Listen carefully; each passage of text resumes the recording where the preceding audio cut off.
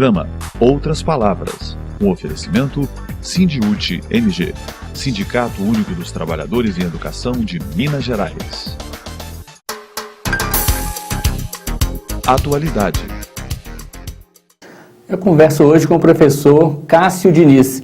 Ele é pesquisador de associativismo e sindicalismo de trabalhadores em educação. Cássio, vocês então participam de uma rede internacional de pesquisadores, não é isso? Isso, a Rede AST, a Rede Internacional de Pesquisadores sobre Associativismo e Sindicalismo de Trabalhadores em Educação, se dedica à pesquisa sobre esse fenômeno envolvendo os trabalhadores de educação, não só no Brasil, como também em vários outros países pelo mundo.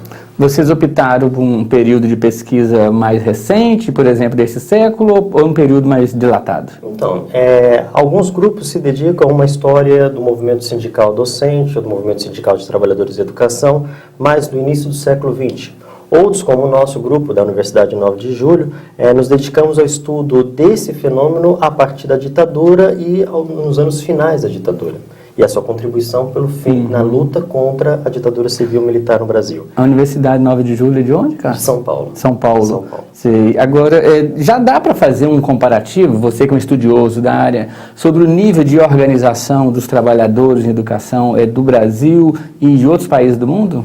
Apesar de alguns estudos terem avançado nessa questão, eu acho que é muito cedo ainda a gente precipitar uma conclusão sobre essa temática.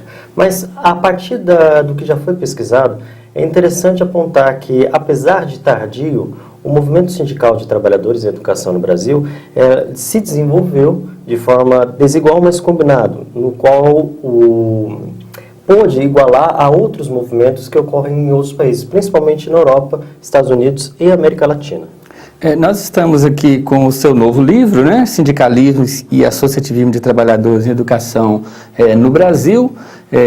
Nessas demandas de organização sindical, existe também a demanda da discussão da própria educação brasileira, né? Não é uma demanda apenas corporativa. Exatamente, porque muitas vezes quando nós falamos em sindicalismo, imagina-se que os trabalhadores e a categoria que se envolve apenas são movidas por questões econômicas, financeiras, típicas do corporativismo. Mas se a gente analisar a história do movimento, principalmente da década de 60, 70 para cá, nós vamos perceber que ela vai abarcar lutas que envolvem toda a sociedade. Um exemplo, como já foi dito, a luta contra a ditadura civil-militar e também em outros casos na América Latina, nas lutas populares contra as ditaduras que vigoraram em toda a América Latina. Eu imagino que para a organização de trabalhadores nesse setor da educação, a demanda não seja apenas corporativa, né? Então não é apenas a atuação no sindicato ou dentro da escola, mas se refere também a questões sociais, em relação com a população no geral. Isso, um caso que bastante deixa claro essa observação é a luta que o movimento dos trabalhadores de educação no Brasil teve contra a ditadura civil-militar. Mas não só no Brasil, em outros países da América Latina que sofreram com as suas ditaduras, também teve nos trabalhadores de educação, nos docentes, nos professores e funcionários de escola, uma luta contra essa situação. Então, ela extrapola a questão corporativa, econômica, financeira e vai para além das questões que abrangem toda a sociedade. Quando trabalhadores em educação, por exemplo, discutem projetos pedagógicos nas suas comunidades, depois municípios, na verdade eles estão também fortalecendo a organização enquanto categoria profissional. Exatamente. A importância de iniciar um debate educacional, pedagógico, no sentido de a própria categoria dos trabalhadores em educação e a própria classe trabalhadora em debater as políticas públicas da educação é importante para se contrapor a um discurso hegemônico dentro da nossa sociedade, que é o discurso das elites, das classes dominantes, que tentam impor um modelo de educação que, na verdade, não atende aos interesses da grande maioria da população. Então, a participação no debate, e muitas vezes o debate puxado pelos sindicatos dessas categorias, são importantíssimos.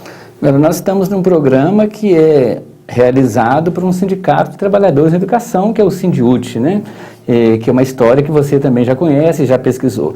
Tem alguma obra prevista para contar essa história? Então, em breve nós estaremos lançando o nosso livro, chamado História e Consciência de Classe na Educação Brasileira, que abarca sobre as lutas e os movimentos que culminaram na criação da União dos Trabalhadores do Ensino de Minas Gerais em 1979. Obrigado, até a próxima para você que está em casa.